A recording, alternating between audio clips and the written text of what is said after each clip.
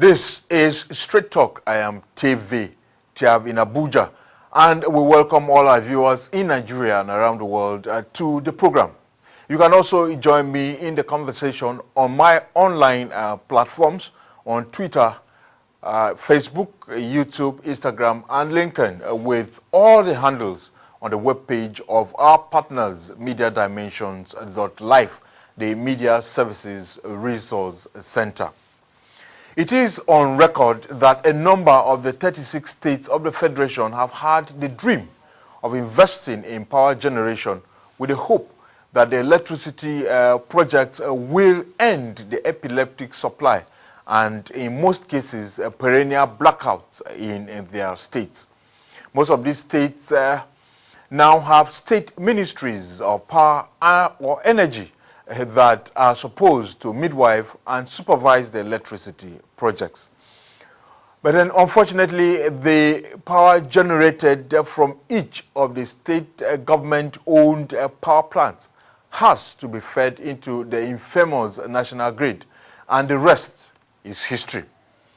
You do not get to see the electricity to use in your own state thereafter. This is a story of Akwa Ibom State in South Nigeria that has about the most successful of the state government-owned independent power project in the country. The Ibom power station that currently has installed capacity of 190 megawatts. The state ordinarily should no longer have electricity problems since the plant started commercial operation in December 2009. But that remains but a dream. It is the same story in Rivers State, where the Trans-Amadi Power Plant, which phases 1 and 2 were commissioned in 2002 under the administration of Governor Peter Odili, and in 2009 under then Governor Rotimi Amechi, with an installed capacity of 130 megawatts, remains only but a revenue earner for the state from the electricity it sells to the national grid amidst a blackout across that oil-rich state. Another state that may soon join the small but growing league of states that have invested in independent power projects is Cross River State, also in South Nigeria. Professor Ben Ayade, who as governor of the state initiated the 21 megawatts project, has been upbeat about his vision and the record-setting possibilities of such a project. Calabar will be the first metropolis in Nigeria to have 24 hours electricity. And I'm using LPFO. And very soon, I'm shifting from that permanently. And that's the structure we are doing in Obodo Cataract. It's mini hydro. 3-4 megawatts per local government, standalone. And that's the way to go. If you go to Canada today, any small crevice of water flowing through any small mountain, they trap it and put a small mini hydro. And so they generate excess electricity all from hydro sources. And we have excess. The heart of Nigeria logo, you see River Niger, River Benue. Unfortunately, Governor Ayade's dream for the city of Calabar is only but a wish that may never come to pass in the Nigeria of today, because, as observed earlier, there is nothing Cross River State can do with the 21 megawatts which it generates that have to be fed into the infamous national transmission grid. And forget that the state generates even 1 megawatt of electricity. The good thing, Governor Yade also understands the fact that the limitations placed by Part 2 of the second schedule of the 1999 Constitution has amended on his initiative and project. Though it was only in 1999 that the Constitution gave state governments the right and powers to generate electricity by investing in power projects. For the very first time in the history of the country, the same Constitution provides in the concurrent legislative list that, quote, a House of Assembly may make laws for the state with respect to the generation, transmission and distribution of electricity to areas not covered by the national grid system within that state. How can federal government hold a monopoly to transmission? We have a radial transmission structure as against loop. And so when one electric pole fails going into Cross River, you can never have any other way of taking electricity in. So you cannot have a national transmission line that is monolithic, held by federal government, and have some very difficult arrangements. The structure and the system is orgasmically designed for disaster. It can't work until we not only unbundle, we micro-distribute and release power to the hands of the states to drive their power sources. Northern states should put their solar power plants and run their states. And distribute. There is no way this nation can run with a single transmission line. So we must have a national conference on power and have the political courage to make some changes to allow power. Why would we have this kind of power that we have today? We claim that the structure can take 12,000 megawatts. But the truth is that what we generate is far less. Even what we generate, we can't evacuate. We can confirm that the Calabar Independent Power Project is powered by gas, like most of the other power projects across the country. This is despite the fact that Governor Yadi himself believes in renewable energy projects, including investment in hydroelectric plants. But he failed to do that in his state with the 21 megawatt project. Perhaps maybe because of the newly found gas deposits, which will soon change the status of the state that lost ownership of 76 oil wells to neighboring Akwa Ibom state in the landmark Supreme Court judgment in July 2012. This is Wire Dam in Bauchi State, northeast Nigeria. It's actually a multi-purpose facility that is used for irrigation, for water supply, for fishing, and most importantly for about 3 communities around this area in Bauchi local government area of the state, electricity supply, which they've used for about 9 years now and counting. This medium-sized hydroelectric scheme at the Wire Dam is a counterpart-funded project involving the United Nations Industrial Development Organization, UNIDO, the federal government, and the Bauchi state government. Located about 25 kilometers away from Bauchi city center, the project, which construction started in 1992, was only completed 16 years after, in 2008, by a team of Nigerian in-house engineers, and it generates 1,080,000 kilowatts of electricity annually to serve the 4 communities of Kimni, Giliri, Makira, and Rude that have a total electricity load demand of 150.5 kilowatts. Yawa to muna amfani da wannan dam ta bangaren noman rani. Yanzu in ka bi wannan gangaren gaba ɗaya lambuna ne a wannan gurin. To sakamakon ga wuta kuma wanda muke amfana da shi na bangaren haske. To duk muna amfana da wannan. To da kuma wajen haɓaka tattalin arziki kamar yanayi kace yana amfana wajen noma da kiwo duka duka wani abu shi kamar wuta fa wuta muna amfana da wutan, amma kuma sakamakon dan problem din da aka samu na dan tsawon kwanaki ko watannin da suka wuce can baya an samu matsala kan hanyar wutan.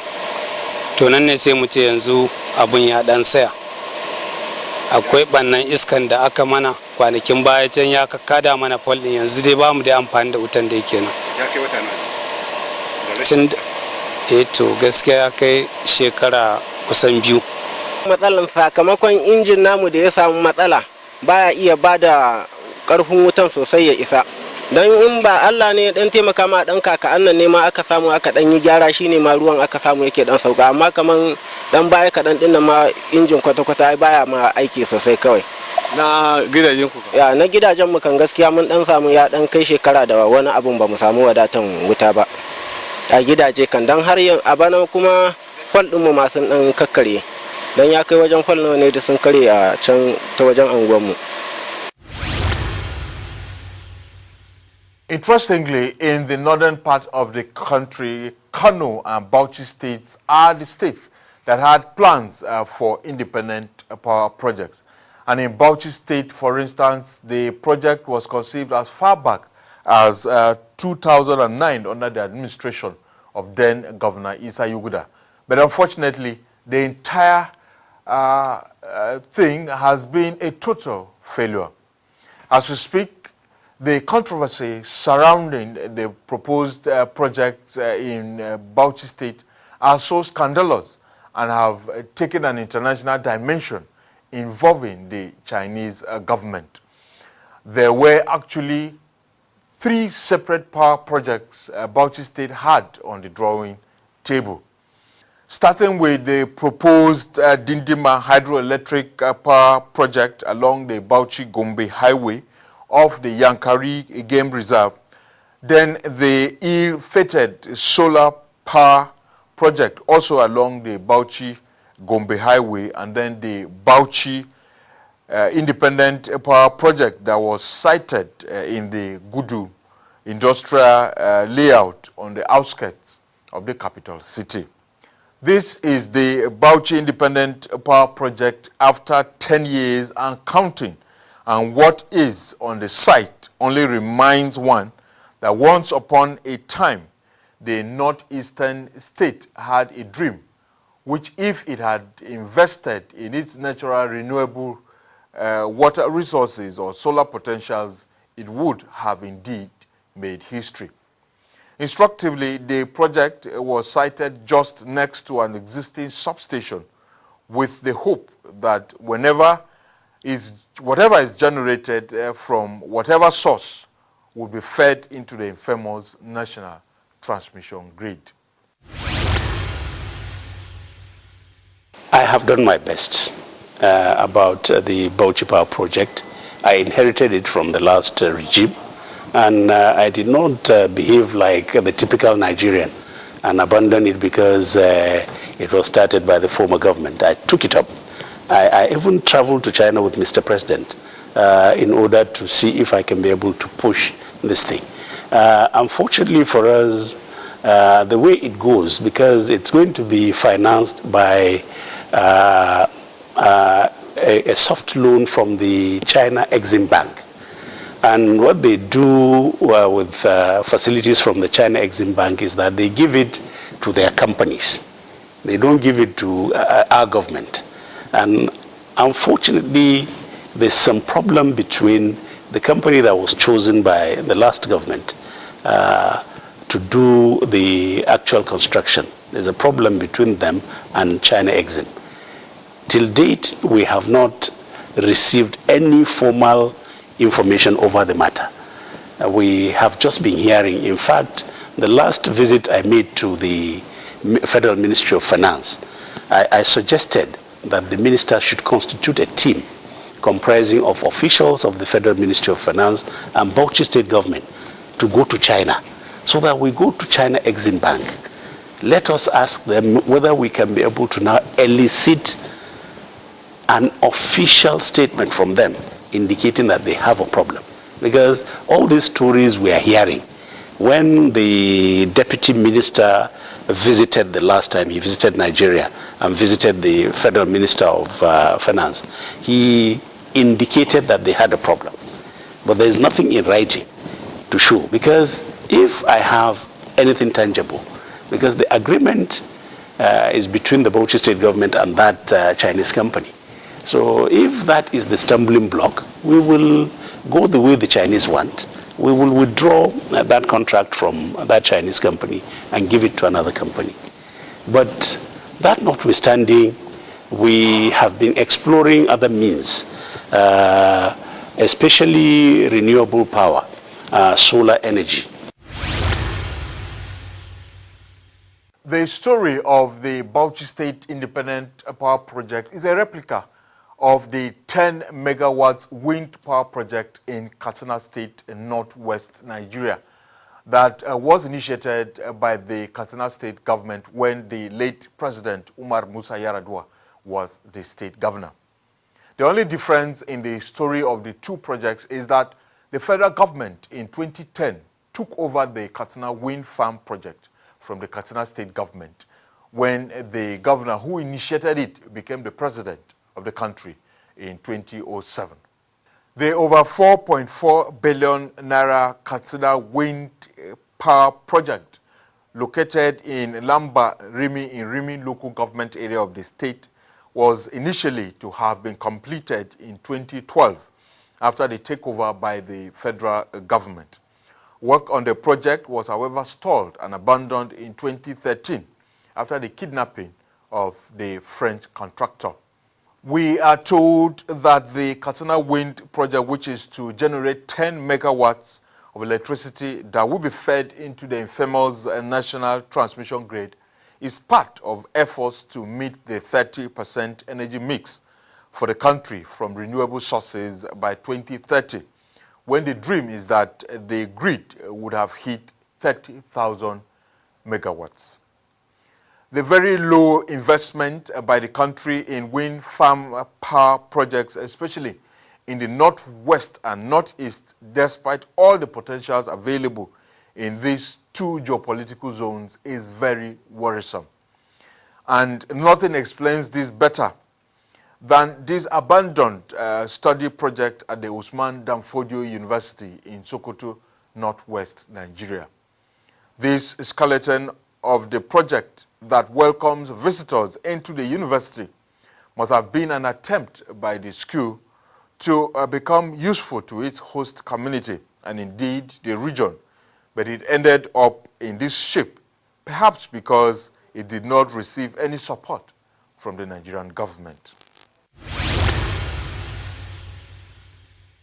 I gained admission here in 2015. I made this team. Only when it is time in Amatan, it will be rolling jaws. I didn't know the main purpose of the team. At times, if we usually trek to school now, and you can see all these poles here, there is lights, and they are no more functioning again. As mean, if this thing is working, they may connect it to the poles there. So we usually trek with our torch light. Sometimes no torch light.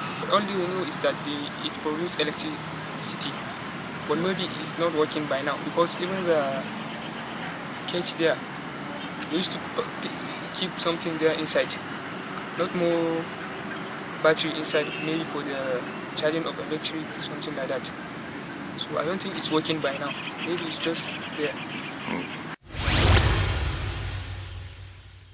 In other sectors of the country's economy and national life, it is often said that the problem of Nigeria is not formulation of policies, but their implementation. This, however, seems not to apply in the power sector, where the country has continuously failed to invest in its potentials and indeed come up with policies to solve its protracted electricity challenges over the years. And this is the job of the Energy Commission of Nigeria, talking of the ECN, that was established by an act of the National Assembly in 1979, as amended in 1988 and 1989, with the statutory mandate for strategic planning and coordination of national policies in the field of energy in all ramifications. With its headquarters located in the Central Business District of Abuja, the nation's capital, just beside the National Mosque, this commission that should help the country with the blueprint and policies after close to 60 years as an independent state is unfortunately now best known for protests by the workers who accuse the leadership of lacking the focus to drive the mandate of the commission. I believe Mr. President was heavily misguided because we sat with DSS on not more than 3 occasions, on up to 3 occasions, and we believe it's a neutral organization. They have their own reports, so that report should be looked into. We are doing civil disobedience from now to infinity. If Mr. President decided not to remove him, we are not going to work. Yes. We are not going to work. We need change. We will come to work, but we are not going to work. This is an acknowledgement copy of the letter we wrote to the Director General of the Energy Commission of Nigeria, Professor Eli Jedere Bala, on February 22, 2017, for an interview to address all issues raised about the commission. But till date, he is yet to grant audience, confirming fears that the commission has failed to take its place in the country's power sector, as admitted by former chairman of the Nigerian Electricity Regulatory Commission, Dr. Sam Amadi.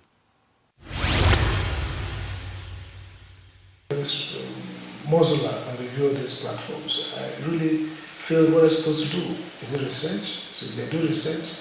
And we're assessing them on research. I did new construction. I've done a few energy projects, solar proposed here and there.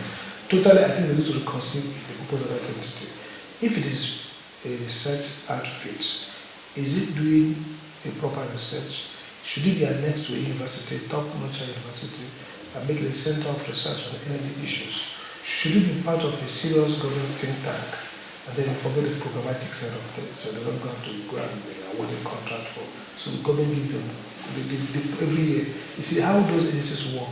Every year they prepare a research plan, and government funds them from the maybe the budget of the Ministry of Energy, like the US. So you have the Ministry of Energy that oversees everything. So it becomes fundable project. So it's driven by grant making.